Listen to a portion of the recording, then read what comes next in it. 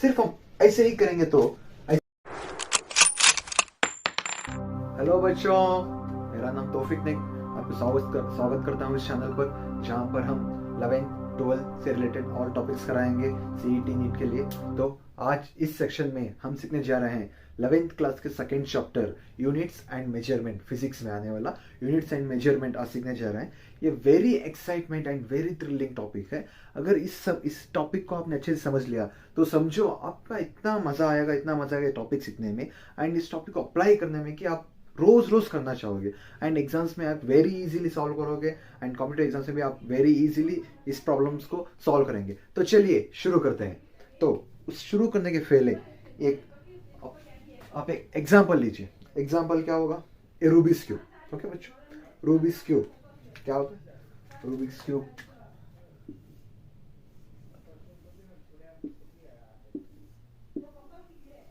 Okay बच्चों, समझो कि एक सस्ता रूबिक्स क्यूब है। ओके, सही, एक सस्ता रूबिक्स क्यूब है। हाँ ओके बच्चों, देखो एक सस्ता रूबिक्स क्यूब है और इधर साइड एक इंसान, समझो कि कोई इंसान है। ये इंसान को हम दे देंगे ये अमिताभ बच्चन एंड इधर साइड दो इंसान। ये इंसान कौन है? हम, ऑब्जर्वर, मैं, तुम, कोई भी ऑब्जर्वर है। अब ये इंसान जो है एक साइंटिस्ट होता है। तो बच्चों एक साइंटिस्ट होता है। तो हम इस रूबिक्स क्यूब को सॉल्व करने के लिए पहले क्या करेंगे? इस लाइन को जमाएंगे। तो इस लाइन फर्स्ट हमने ही जमाया तो क्या हुआ? एक लाइन है, एक लाइन है। अब हम ऐसा कर सकते हैं, अगेन ऐसा कर सकते हैं, फिर यही लाइन है। लेकिन इस इंसान ने देखा कि सिर्फ हम ऐसे ही करेंगे तो काम नहीं चलेगा। इन दोनों को जमाने के लिए ऐसे भी करना चाहिए। ओके बच्चों, ऐसे भी करना चाहिए क्योंकि इसने बोला। तो स्टार्टिंग में क्या पता था हमें? सिर्फ इसे यूं घुमाएंगे, इतना तो पता था हमें। लेकिन इसने क्या देखा? इसने दिखाकर समझ कर बोला कि इसे हम ऐसे भी घुमा कर ये सॉल्व कर सकते हैं। ओके बच्चों, तो पहले ऐसा पता था, अब इसने बताया। तो इसने ये बताया लेकिन हमें ये पता नहीं कि ये सही है या गलत है। तो ये क्या करेगा? ये जो इंसान है या साइंटिस्ट, ये यूनिवर्सली एक्सेप्टेड मेथड बताएगा। मेथड या कोई चीज या लॉस जिससे हम ये इजीली सॉल्व कर सकते हैं। वेरी मेथड्स बताएगा, वे डिफरेंट काइंड्स ऑफ मेथड बताएगा इसे सॉल्व करने के लिए। एंड ये इसके बाद क्या करेगा? यहाँ बताने के बाद ये हर एक इंफॉर्मेशन ऑब्जर्वर को आएगा। ओके, तो इससे इन्हें देखा कि इसे हम ऐसे भी सॉल्व कर सकते हैं, कैसे भी सॉल्व कर सकते हैं। एक फिजिकल क्वांटिटीज को हम कैसे भी सॉल्व कर सकते हैं, इसने देखा। तो इसने यूनिवर्सली एक्सेप्टेड एक मेथड बताया जिसे हम ऑब्जर्वर देखकर हम उसे फॉलो करेंगे। एंड इसने जो कहा वो सही है गलत है हमें नहीं पता, ये टाइम के साथ बदलते रहेंगे। लेकिन द वे जो है ये फिर ये रोटेट करने का, ये वे नहीं बदलेगा। हाँ, न्यू मेथड्स आएंगे इसको सॉल्व करने के, या कुछ अलग अलग मेथड्स आएंगे। वो न्यू मेथड्स जो होते हैं यही फिजिक्स के ऑरिजिन में अभी थोड़ा इंप्रूवमेंट लाते हैं। लाइक एक नेचर। अब एक समझो ये जो है रूबिक्स क्यूब को यूं फिराएंगे, यूं फिराए। एंड किसी ने देखा कि हम यूं भी फिरा सकते हैं, यूं भी रोटेट कर सकते हैं। तो उसने बोला कि ये भाई ऐसे रोटेट करेंगे, ऐसे रोटेट करेंगे चलेगा। तो इस फिजिकल क्वांटिटीज को हम कैसे भी रोटेट कर सकते हैं। इसे हम रूबिक्स क्यूब के क्या लेंगे? हम इसे कंसिडर करिए फिजिकल क्वांटिटी। तो द प्रोसेस है इसे रोटेट करने का या फिर घुमाने का प्रोसेस है। उससे क्या करेंगे? एक फिनोमेना क्या चल रहा है? एक फिनोमेना चल रहा है जिसकी वजह से हम इसे रोटेट कर रहे हैं। तो हम उसे क्या करेंगे? फिनोमेना। ओके बच्चों, एक सिंपल टॉपिक है। फिजिकल क्वांटिटीज में फिनोमेना चलते हैं, जो फिनोमेना की वजह से हम यूनिवर्सली एक्सेप्टेड मेथड्स देंगे और यूनिवर्सली एक्सेप्टेड यूनिट्स देंगे। तो इसी को हम मद्देनजर रखते हुए आगे के टॉपिक्स डिस्कस करेंगे। ओके बच्चों,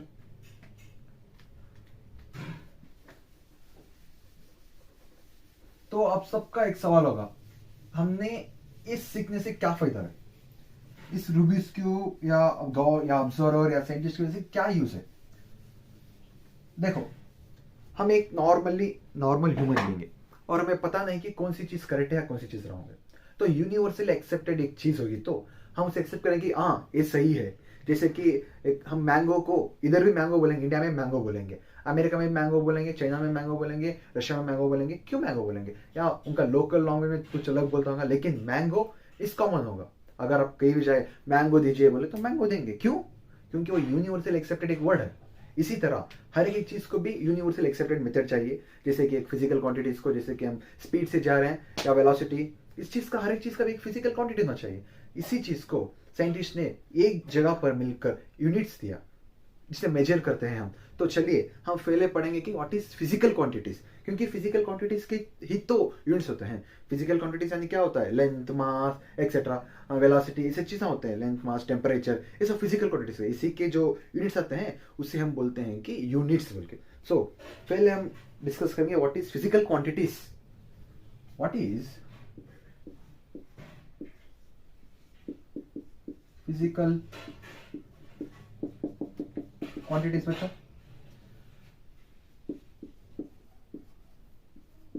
physical quantities are the units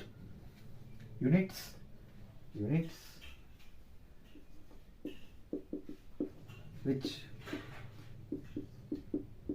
describe the laws of nature। Okay बच्चों, इधर आपको एक चीज देखने मिली, लॉस ऑफ नेचर। तो एक चीज आप दिमाग में बिठा लीजिए, नेचर की वजह से लॉस ऑफ नेचर आए हैं। लॉस ऑफ नेचर की वजह से नेचर नहीं आई है। हम नेचर को देखकर ऑब्जर्व कर लॉस ऑफ नेचर दिए हैं, लेकिन लॉस ऑफ नेचर को हम देखकर नेचर को नहीं दिए। ओके बच्चों, जैसे कि नेचर की वजह से लॉस ऑफ नेचर आए हैं, लेकिन लॉस ऑफ नेचर की वजह से नेचर नहीं आई है। सिंपल। तो इस फिजिकल क्वांटिटीज में दो टाइप आते हैं, एक फंडामेंटल फिजिकल क्वांटिटीज, एक डिराइव्ड फिजिकल क्वांटिटीज। उसके पहले यहाँ एक पॉइंट ऑफ ऐड करिए, जैसे कि ये फंडामेंटल क्वांटिटीज है ना, ये universally accepted standard method of measuring है। देखिए इसे क्या लिख सकते हैं आपको? It is universally accepted reference of standard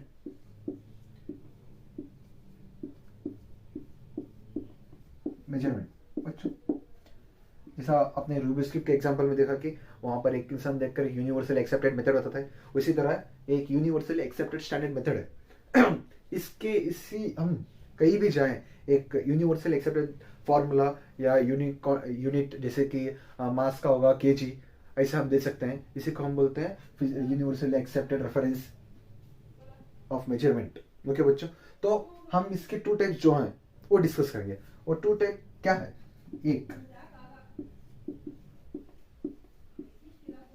fundamental physical quantity. Okay बच्चों, दो डिराइव्ड फिजिकल क्वांटिटीज। आप एक चीज अच्छे से याद रख लीजिए, ये डिराइव्ड फिजिकल क्वांटिटीज क्या होता है? वन डिराइव्ड फिजिकल क्वांटिटीज क्या होता है? टू और मोर number of fundamental physical quantities होते हैं। अगर आपको एक क्वांटिटी है तो फंडामेंटल फिजिकल क्वांटिटी में आएगा, अगर मोर देन वन है तो वो डिराइव्ड फिजिकल क्वांटिटीज में आएगा। और ये डिराइव्ड फिजिकल क्वांटिटीज जो है ये हम फंडामेंटल फिजिकल क्वांटिटी से डिराइव करते हैं, इसीलिए हम इसे डिराइव्ड फिजिकल क्वांटिटीज बोलते हैं। तो चलिए इसे हम डीपली डिस्कस करेंगे।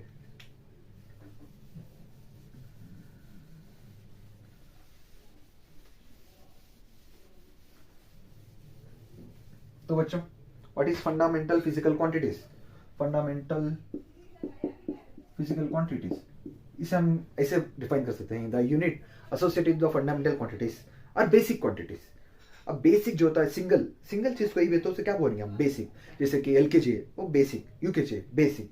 अगर दो नंबर मिले तो दो नंबर पढ़ने के बाद वन जाएंगे। वैसे वेरी बेसिक को हम फंडामेंटल फिजिकल क्वांटिटीज बोलेंगे। फंडामेंटल फिजिकल क्वांटिटीज को हम ऐसे लिख सकते हैं कि it is a unit which used to measure derived and measure the basic quantities और बेसिक क्वांटिटीज को आप इस तरह लिख सकते हैं जैसे कि fundamental physical quantities. For example आप कोई भी सब्सटेंस रख लीजिए, जैसे एक जगह पर एक इंसान है तो उसे हम क्या कहेंगे, इसमें डालेंगे। अगर दो इंसान हो तो उसे क्या करेंगे, इसमें डालेंगे। इसी तरह हम वन प्लस और मोर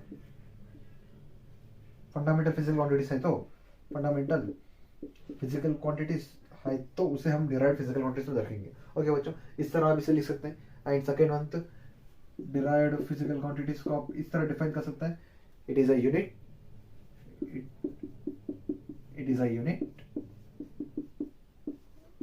which used to measure the basic physical quantities or fundamental physical quantities, basic quantities or fundamental quantities। बच्चों फॉर इसे डिफाइन करने के लिए यूज करेंगे। जैसे कि फॉर एग्जांपल आप एक पार्क रख लीजिए। एक पार्क है, यहाँ पर पार्क थोड़ा सा छोटा है एंड यहाँ पर आपकी गर्लफ्रेंड आपके लिए इंतजार कर रही है। एक सिंगल है, इंतजार कर रही है, तब ये सिंगल है तो ये इसमें जमा होगी। ओके, तब इसकी वजह से आप आते हो पार्क में। समझो आपके साथ आपका एक दोस्त भी आया तो आप क्या हो गए, दोनों किसकी वजह से, इसकी वजह से। ओके, तो ये आप सब मिलाकर क्या होगा, एंटायर थ्री मिलाकर क्या होगा, वो डिराइव्ड फिजिकल क्वांटिटीज में आएगा। ओके, जब सिंगल होगा तो इसमें आएगा, जब मिलाकर आएगा तो इसमें आएगा। जैसे कि फॉर एग्जांपल अब हम इस तरह जान सकते हैं कि एक लेंथ हो तो, ओनली लेंथ हो तो, अब मैं इधर से इधर जा रहा हूं, सिर्फ ओनली लेंथ हो तो हम इसमें डालेंगे। लेकिन मोर देन, जैसे कि मैं चल के जा रहा हूं, मेरे साथ लेंथ के साथ साथ क्या है, मैं फोर्स एक्सर्ट कर रहा हूं, तो क्या होगा, फोर्स भी है लेंथ भी है, तो हम इसे इसमें जमा करेंगे। ओके बच्चों, इसका दो एग्जांपल लेते हैं। चलिए एग्जांपल आप इस तरह ले सकते हैं। डिराइव्ड एग्जांपल क्या होगा, एरिया का रख लीजिए। एरिया का क्या होगा, लेंथ इनटू ब्रेथ। लेंथ को हम किसमें मेजर कर सकते हैं, मीटर्स में। ब्रेथ को हम किसमें मेजर कर सकते हैं, मीटर्स में।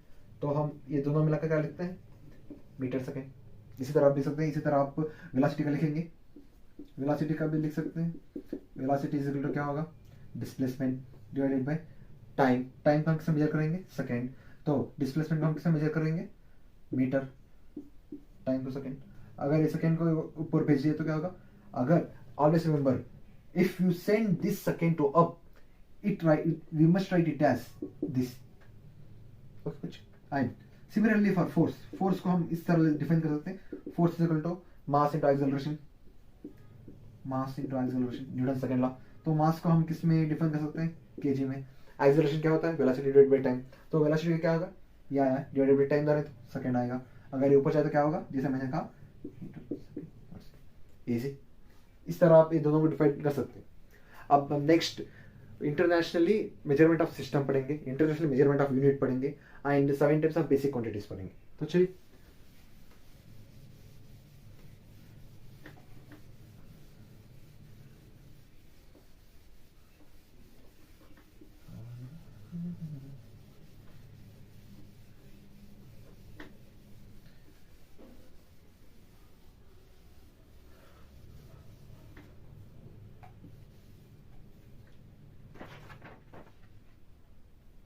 तो बच्चों जैसे मैंने कहा, international system of unit,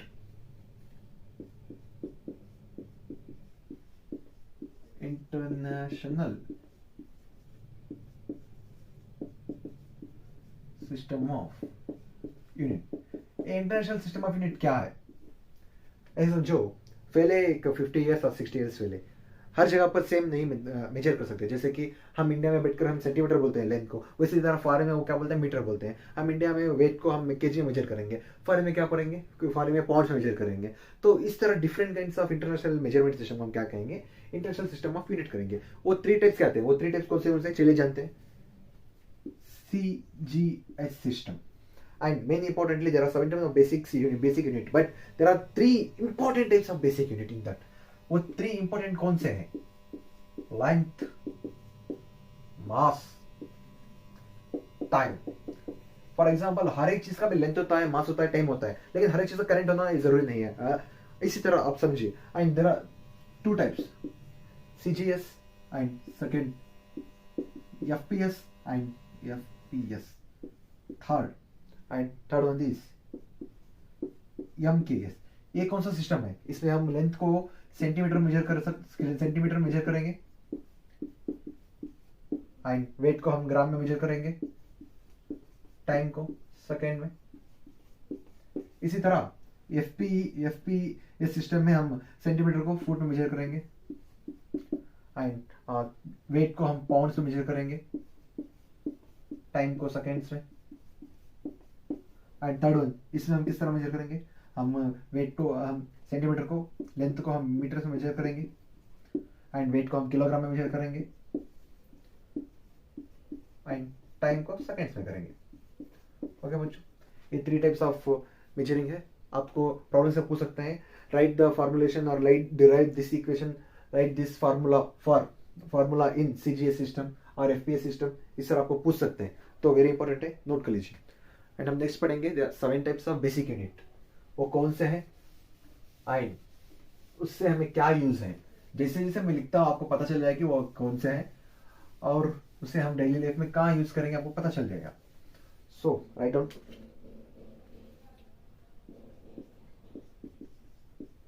7 types of basic units. What are those 7 types of basic unit? यहाँ पर कॉलम बनाई, कॉलम बेसिक यूनिट के SI यूनिट एंड उसके सिंबल।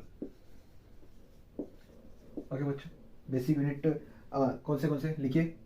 फर्स्ट आता है लेंथ, सेकंड आएगा मास, थर्ड आएगा जैसे मैंने कहा टाइम, एंड आप करंट को भी इंक्लूड कर सकते हैं, जैसे कि इलेक्ट्रिक करंट। कुछ बच्चे होते हैं, हम इसके अंदर क्या DC इंक्लूड करेंगे, AC इंक्लूड करेंगे, कहेंगे करंट एंड 2 भी आता है। एंड हम लिख सकते हैं इसमें temperature and amount of substance. And उसके बाद 7th आप लिख सकते हैं कि इल्यूमिनस इंटेंसिटी। ये सब क्या होता है आप आगे जाके सीखेंगे, लेकिन आप बेसिक से ये सीखिए। अब इसका लेंथ का हम SI यूनिट क्या लिखते हैं, लेंथ को हम किसे मेजर सकते हैं, लेंथ को हम मेजर करेंगे मीटर में एंड मास को मेजर करेंगे किलोग्राम में एंड टाइम को मेजर करेंगे सेकेंड में। इलेक्ट्रिक करंट को मेजर करेंगे एम्पियर में, टेम्परेचर का मेजर करेंगे केल्विन में एंड अमाउंट ऑफ सब्सटेंस को मेजर करेंगे मोल्स में एंड ल्यूमिनस इंटेंसिटी को मेजर करेंगे किसमें, कैंडेला। ओके बच्चों, यहाँ तक तो आपको क्लियर। तो हम इसका सिंबल सीखेंगे। इसका सिंबल्स क्या होता है, ऑलवेज रिमेंबर हर एक SI यूनिट का सिंबल उसका पहला लेटर होता है। ओके बच्चों, मीटर का जैसे है मीटर, किलोग्राम, इस किलोग्राम में आप देखिए 2 वर्ड्स प्रोनाउंस हो रहे हैं, किलोग्राम। तो हम इसे ऐसे भी लिख सकते हैं जैसे कि किलो प्लस ग्राम। तो इसका पहला लेटर क्या हुआ एंड इसका पहला लेटर क्या हुआ, okay, kilogram, kg and second का यस, एम्पियर का A, केल्विन का K एंड मोल्स को आप मोल्स में लिखेंगे। मोल्स का कोई शॉर्टकट नहीं है, मोल्स को आप M में लिखेंगे तो मास हो जाएगा, इसीलिए मोल्स को मोल्स ही लिखेंगे।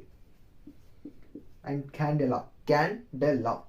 अब प्रोनाउंसिएशन में जानिए, कैन प्लस डेला, इसका है तो आपसे क्या लिखेंगे, सीडी। बच्चों इस तरह आप हर एक ऐसे वर्ड का सिंबल लिख सकते हैं।